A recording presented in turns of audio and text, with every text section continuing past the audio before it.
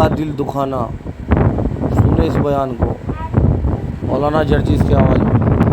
मुसलमान उसको कहते हैं जिसकी जबान से और जिसके हाथ से दूसरे मुसलमान को तकलीफ ना पहुंचे। ये मुसलमान का आपकी परिभाषा है, ये मुसलमान का इंट्रोडक्शन है, ये मुसलमान का तारुफ है। मुसलमान कहते ही उसी को है जिसको के हाथ से दूसरे जिसकी जबान से और हाथ से दूसरे मुसलमान को तकलीफ ना पहुंचे। कभी कभी हाथ का जख्म जबान के जख्म से ज्यादा हल्का होता है और जबान का जख्म हाथ के जख्म से ज्यादा तेज होता है। हाथ का दिया हुआ जख्म भर जाता है लेकिन जबान का दिया हुआ जख्म नहीं भरता।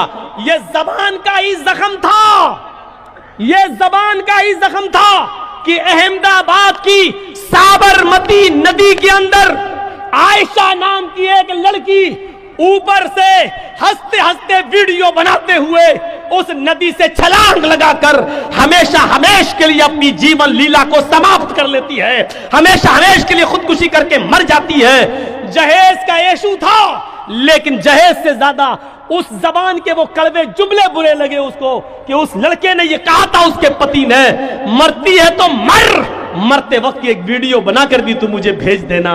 इस जबान के कारी जख्म ने उस लड़की के अकल और माइंड और दिमाग की नसों को मफलूज कर दिया, सोचने और समझने की सलाहियत को मफकूद कर दिया, खत्म कर दिया और मिटा दिया।